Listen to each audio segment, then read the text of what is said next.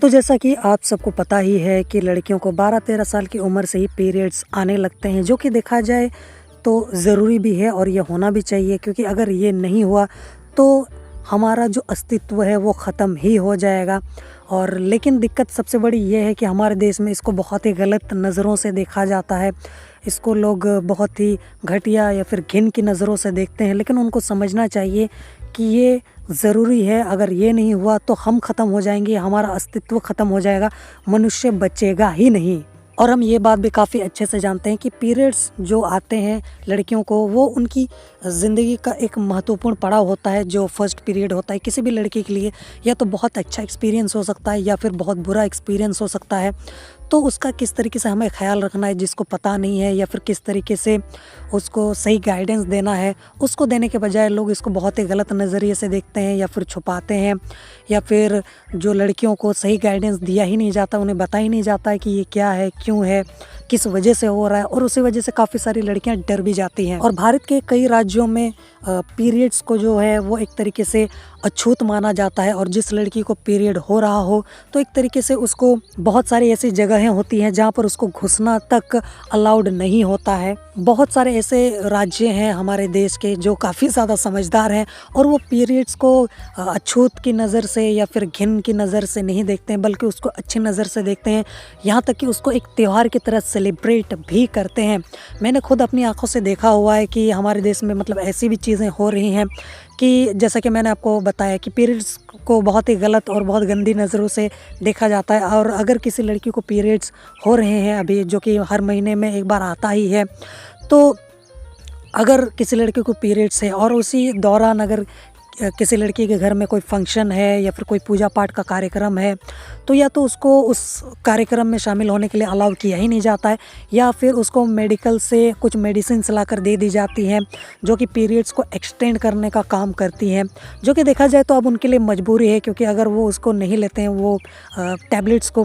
तो वो उस फंक्शन में या फिर उस पूजा पाठ में या फिर उस कार्यक्रम में वो शामिल नहीं हो सकती हैं। तो ये देखा जाए तो बहुत ही रूढ़िवादी और घटिया मानसिकता है हमारी, क्योंकि वो जो मेडिसिन उसको खिलाया जा रहा था कि उसके पीरियड को एक्सटेंड किया जा सके, आपको पता होना चाहिए कि वो एक तरीके से उसकी बॉडी को हार्म करेगा, या फिर उसका जो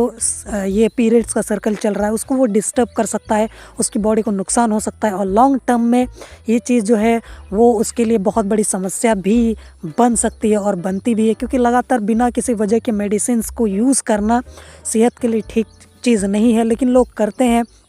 क्योंकि लोग पीरियड्स को, जैसा कि मैंने आपको बताया, बहुत गलत नज़रों से देखते हैं। अछूत समझा जाता है जिस लड़की को पीरियड्स हो रहे हैं। और अगर किसी को पता चल जाए कि किसी लड़की को पीरियड्स हो रहे हैं तो उसको तो मंदिर में घुसने नहीं दिया जाता है, पूजा पाठ में शामिल नहीं किया जाता है। इसलिए अब लड़कियों को भी मजबूरी हो जाती है कि भाई हमें मेडिसिन लेने ही पड़ेंगे, पीरियड्स को एक्सटेंड करना ही पड़ेगा,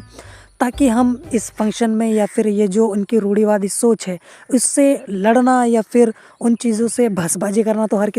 किसी के बस का बात है नहीं। तो इसलिए वो करती भी हैं, लेकिन लॉन्ग टर्म में या फिर देखा जाए तो ये एक तरीके से उनके लिए नुकसान भी है। पर काफ़ी सारे ऐसे स्टेट्स हैं जो पीरियड्स को एक तरीके से त्यौहार की तरह सेलिब्रेट करते हैं, उसको गलत चीज़ नहीं मानते हैं, बल्कि उसको एक अच्छे तरीके से देखते हैं कि जो लड़की जो है वो अब एक नए पड़ाव पर कदम रख रही है, अब उसकी ज़िंदगी में एक नए बदलाव की ओर वो बढ़ रही है, अब वो किशोरावस्था की तरफ जा रही है। तो इसलिए उसको समझाना, उसको बताना कि क्या चीज़ें होती हैं, कैसी होती हैं, ताकि वो कंफर्टेबल रहे इस नए बदलाव को लेकर। उसमें जो भी सारी चीज़ें हमें बदलाव देखने को मिल रही है, या फिर वो खुद भी फील कर रही है, उस चीज़ से लड़ रही है, या फिर उसको समझने की कोशिश कर रही है, तो उसको ऐसा ना लगे कि वो अकेला इन चीज़ों को झेल रही है, बल्कि सब साथ में मिलकर उसको सपोर्ट करें, उसको बताएं कि क्या चीज़ें होती हैं, कैसे इससे बाहर निकलना है, कैसे इस चीज़ को साथ में लेकर चलना है। तो मतलब ये कुछ स्टेट तो हैं जिन्होंने इस चीज़ को कोई गंदी चीज़ की तरह या फिर बहुत ही बेकार भद्दी या फिर ऐसी चीज़ें जो बात करने लायक नहीं है, इस तरीके की चीज़ों के रूप में उसको कभी नहीं देखा है। तो हम लोग उन स्टेट की बात करेंगे जहाँ पर पीरियड्स, किसी भी लड़की में जो फर्स्ट पीरियड आता है तो उसको वो लोग त्यौहार की तरह सेलिब्रेट करते हैं, और जो लड़की होती है उसको बताते हैं कि ये क्या है, क्यों है, किस वजह से हो रहा है, और हमारी लाइफ में या फिर उस लड़की की लाइफ में ये चीज़ होना क्यों इम्पॉर्टेंट है, या फिर उसका क्या महत्व है किसी लड़की की लाइफ में। तो सबसे पहला स्टेट है कर्नाटक, जहाँ पर जो पीरियड है, जो किसी भी लड़की को जब फर्स्ट पीरियड आता है तो उसको एक त्यौहार के रूप में मनाया जाता है। और उस दिन को, जिस दिन ये त्यौहार मनाया जाता है,